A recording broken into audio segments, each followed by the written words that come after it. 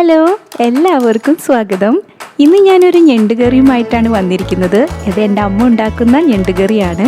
വളരെ ടേസ്റ്റിയുള്ളൊരു കറിയാണ്. അപ്പോൾ എങ്ങനെ ഉണ്ടാക്കാമെന്ന് നോക്കാം. ഞണ്ടുകറി ഉണ്ടാക്കാൻ വേണ്ടി ഞാനൊരു പാൻ അടുപ്പത്ത് വെച്ചിട്ടുണ്ട്. അതിലേക്ക് വെളിച്ചെണ്ണയാണ് ഒഴിച്ചു കൊടുക്കുന്നത്. ഇതിലേക്ക് ഞാൻ ഇഞ്ചിയും വെളുത്തുള്ളിയും ചതച്ചതാണ് ഇട്ട് കൊടുക്കുന്നത്. രണ്ടും ഒരേ അളവിലാണ് എടുത്തിട്ടുള്ളത്. ഏകദേശം ഒരു 1.5 ടേബിൾ സ്പൂണ് ഉണ്ടായിരിക്കും. ഇതൊന്ന് നന്നായി വഴന്നു വരുമ്പോൾ ഇതിലേക്ക് ആവശ്യത്തിന് കറിവേപ്പില ചേർത്ത് കൊടുക്കുന്നുണ്ട്. കറിവേപ്പില ഇട്ട് നന്നായിട്ട് വഴറ്റിയെടുത്തതിന് ശേഷം 3 ഇടത്തരം വലുപ്പത്തിലുള്ള സവോളയാണ് ഞാൻ ചേർത്ത് കൊടുക്കുന്നത്. വലിയ സവോളയാണെങ്കിൽ 2 എണ്ണം എടുത്താൽ മതി. ഇവിടെ ഞാൻ 3 എണ്ണം എടുത്തിട്ടുണ്ട്. കറിയാണ് ഉണ്ടാക്കുന്നത്, അതുകൊണ്ട് ഗ്രേവി കിട്ടാൻ വേണ്ടിയിട്ടാണ് ഇത്രയും സവോള എടുത്തിട്ടുള്ളത്. ഇനി സവോള ഒന്ന് വാടിക്കിട്ടാൻ വേണ്ടിയിട്ട് ഞാൻ അല്പം ഉപ്പ് ചേർത്ത് കൊടുക്കുന്നുണ്ട്. ഉപ്പിട്ട ശേഷം നല്ലതുപോലെ ഒന്ന് വഴറ്റിയെടുക്കുക.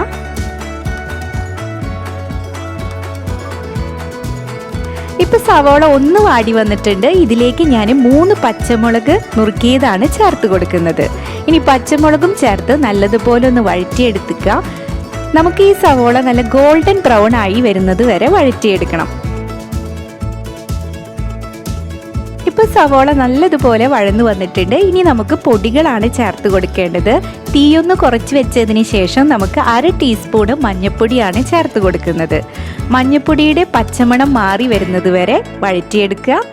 അതിനുശേഷം ഞാനിവിടെ മല്ലിപ്പൊടിയാണ് ചേർക്കുന്നത്. ഈ കറിക്ക് മല്ലിപ്പൊടി ഒരുപാട് ചേർക്കേണ്ട ആവശ്യമില്ല. അതുകൊണ്ട് തന്നെ ഞാൻ 1 ടീസ്പൂണ് മല്ലിപ്പൊടിയാണ് ചേർത്ത് കൊടുത്തിട്ടുള്ളത്.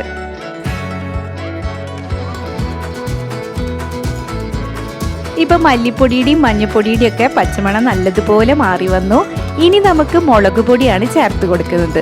ഞാനിവിടെ 2 ടേബിൾ സ്പൂണ് മുളക് പൊടി ചേർത്ത് കൊടുക്കുന്നുണ്ട്. പിന്നെ അതിൻ്റെ കൂടെ തന്നെ 1/2 ടീസ്പൂണ് ഗരം മസാലപ്പൊടിയും ഇട്ട് കൊടുക്കുന്നുണ്ട്.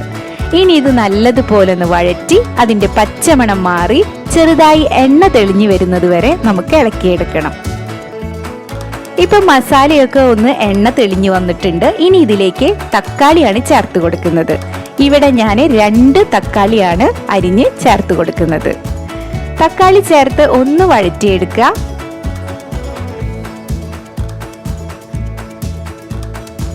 ഇനി ഈ തക്കാളി ഒന്ന് സോഫ്റ്റായി വരാൻ വേണ്ടി ഞാൻ കുറച്ച് നേരം അടച്ചു വെച്ച് വേവിക്കുന്നുണ്ട്. ഒരു 2 മിനിറ്റ് അടച്ചു വെച്ച് വേവിച്ചു. ഇനി തുറന്നതിന് ശേഷം നല്ലതുപോലെ ഒന്ന് ഇളക്കുക. ഇപ്പൊ തക്കാളി നന്നായിട്ട് തന്നെ മസാലയിൽ ഉടഞ്ഞു വന്നിട്ടുണ്ട്. തക്കാളി നന്നായിട്ട് മസാലയായിട്ട് യോജിപ്പിച്ച് വന്നിട്ടുണ്ട്.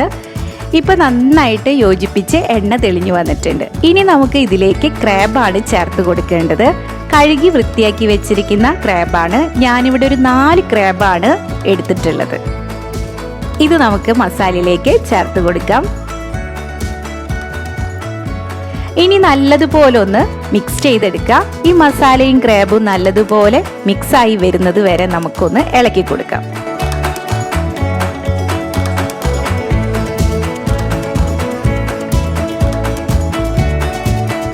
ഇനി ഇതിലേക്ക് ആവശ്യത്തിനുള്ള ഉപ്പാണ് ചേർത്ത് കൊടുക്കുന്നത്. ഉപ്പ് ചേർത്ത് ഒന്ന് വഴറ്റിയെടുക്കുക.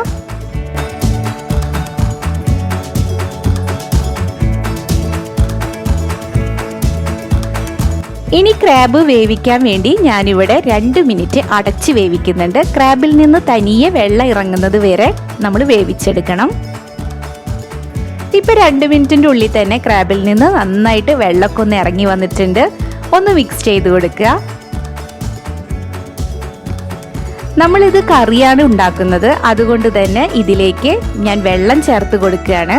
ഞാനിവിടെ 2 കപ്പ് ചെറു ചൂടുവെള്ളമാണ് ചേർത്ത് കൊടുക്കുന്നത്.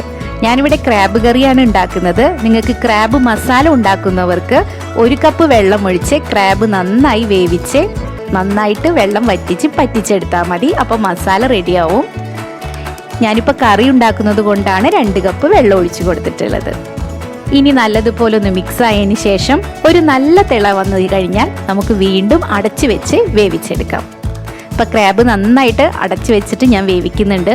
ഈ ഒരു ടൈമിൽ നമുക്ക് തേങ്ങ ഒന്ന് അരച്ചെടുക്കണം. ഞാനിവിടെ ഒരു 1/4 കപ്പ് തേങ്ങ ചിരകിയത് ഒരു മിക്സിയുടെ ജാറിലേക്ക് ഇട്ട് കൊടുക്കുന്നുണ്ട്.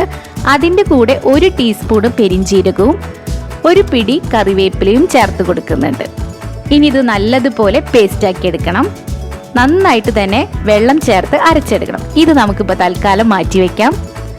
ഇപ്പം നമ്മുടെ ക്രാബ് ഒരു 5-8 മിനിറ്റിൽ ഇങ്ങനെ അടച്ചു വെച്ച് ഞാൻ തിളപ്പിച്ചെടുത്തു. ഇപ്പം നമ്മൾ ഒഴിച്ചു കൊടുത്ത ചാറൊക്കെ ഒന്ന് നന്നായിട്ട് കുറുകി വന്നിട്ടുണ്ട്. ക്രാബ് അത്യാവശ്യം തന്നെ വെന്തും വന്നിട്ടുണ്ട്. ഇനി ഒന്ന് മിക്സ് ചെയ്തതിന് ശേഷം നമ്മൾ അരച്ചു വെച്ചിരിക്കുന്ന തേങ്ങാ പേസ്റ്റാണ് ഇവിടെ ചേർത്ത് കൊടുക്കുന്നത്. ഞാൻ കുറച്ച് വെള്ളം ആ മിക്സിയുടെ ജാറിൽ ഒഴിച്ചിട്ട് അതും കൂടി ഇതിലേക്ക് ഒഴിച്ചു കൊടുക്കുന്നുണ്ട്. ഇനി ഒന്ന് നന്നായിട്ടൊന്ന് മിക്സ് ചെയ്തെടുക്കാം. ഈ കറി വളരെ ടേസ്റ്റ് ആവാൻ കാരണം തന്നെ ഈ പച്ച തേങ്ങാരപ്പ് ഇതിൽ ചേർത്ത് കൊടുക്കുന്നത് കൊണ്ട് തന്നെയാണ്. ഒരു വെറൈറ്റി ടേസ്റ്റാണ്. നിങ്ങൾ എന്തായാലും ഇത് ട്രൈ ചെയ്യാൻ മറന്നു പോകരുത് കേട്ടോ. ഇനി ഞാൻ ഇതിലേക്ക് കുറച്ച് കുരുമുളകിൻ്റെ പൊടിയാണ് ചേർത്ത് കൊടുക്കുന്നത്. ഞാനിവിടെ ഒരു 1/2 ടീസ്പൂൺ കുരുമുളകിൻ്റെ പൊടി ചേർത്ത് കൊടുക്കുന്നുണ്ട്. ഒന്ന് മിക്സ് ചെയ്തതിന് ശേഷം വീണ്ടും കറിയെ ഒന്ന് തിളപ്പിച്ചെടുക്കുകയാണ്. നമുക്ക് ആവശ്യമുള്ള ചാറ് ആവുന്നത് വരെ ഇതൊന്ന് വറ്റിച്ചെടുക്കാം. ഇപ്പം നമ്മുടെ കറി നല്ലതുപോലെ വറ്റി എണ്ണയൊക്കെ നന്നായിട്ട് കറിയുടെ തെളിഞ്ഞു വന്നിട്ടുണ്ട്. നോക്കൂ, ഈ ഒരു പരുവത്തിൽ ചാറ് കുറുക്കിയെടുത്താൽ മതി. കാരണം ഈ കറി തണുത്തതിന് ശേഷം ഒന്നും കൂടി കുറുകിപ്പോകും. അപ്പം ഞാൻ ഈ ഒരു ടൈമിൽ തീ ഓഫ് ചെയ്യാണ്. നിങ്ങൾക്ക് ഒന്നും കൂടി ചാറ് കുറുകിയെടുക്കണമെങ്കിൽ കുറച്ച് നേരം കൂടി തിളപ്പിച്ചാൽ മതി. ഇനി ഞാൻ ഈ കറിയിലേക്ക് താളിച്ച് ചേർക്കുന്നുണ്ട്. അതിനുവേണ്ടി ഒരു പാനിലേക്ക് വെളിച്ചെണ്ണ ഒഴിച്ചു കൊടുക്കുന്നുണ്ട്. ഇതിലേക്ക് ഞാൻ 1 ടീസ്പൂൺ കടുകാണ് ചേർത്ത് കൊടുക്കുന്നത്. കടുക് നല്ലതുപോലെ ഒന്ന് പൊട്ടി വരുമ്പോൾ ഇതിലേക്ക് 4-5 ചുവന്നുള്ളി അരിഞ്ഞതും കൂടി ചേർത്ത് കൊടുക്കുന്നുണ്ട്.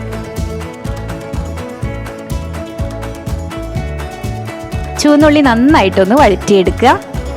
ഇനി ഇതിലേക്ക് ഞാൻ കുറച്ച് കറിവേപ്പിലയും കൂടി ചേർത്ത് കൊടുക്കുന്നുണ്ട്. ഇനി ചുവന്നുള്ളിയും കറിവേപ്പിലയും ഒക്കെ നന്നായിട്ട് ബ്രൗൺ കളറായി മൊരിഞ്ഞെടുക്കണം. ഇപ്പോൾ നോക്ക്, നമ്മുടെ താളിപ്പ് റെഡി ആയിട്ടുണ്ട്. ഇത് നമുക്കിനി കറിയിലേക്ക് ചേർത്ത് കൊടുക്കാം.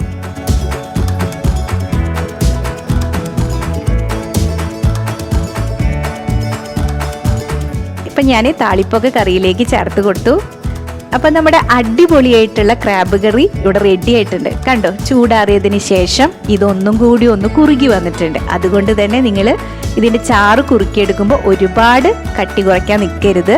കാരണം ഞണ്ട് കറിയായിട്ട് ഉപയോഗിക്കുന്നവരാണെങ്കിൽ ഈ ഒരു പരുവത്തിൽ ഓഫാക്കണം. അപ്പോൾ എൻ്റെ ഈ നാടൻ ഞണ്ട് കറി എല്ലാവർക്കും ഇഷ്ടപ്പെട്ട് കാണുമെന്ന് വിചാരിക്കുന്നു. എന്തായാലും ഒന്ന് ട്രൈ ചെയ്തിട്ട് നിങ്ങളുടെ വിലയേറിയ അഭിപ്രായങ്ങൾ എന്നോട് എഴുതിയറിയിക്കാൻ മറക്കരുത്. നിങ്ങൾക്ക് എൻ്റെ വീഡിയോ ഇഷ്ടപ്പെട്ടിട്ടുണ്ടെങ്കിൽ ഒന്ന് ലൈക്ക് ചെയ്യാനും സബ്സ്ക്രൈബ് ചെയ്യാനും മറന്നു പോകരുത്. വീണ്ടും ഇതുപോലെയുള്ള പുതുപുത്തൻ റെസിപ്പി വീഡിയോയുമായിട്ട് ഉടനെ തന്നെ കാണാം. അതുവരേക്കും ബൈ.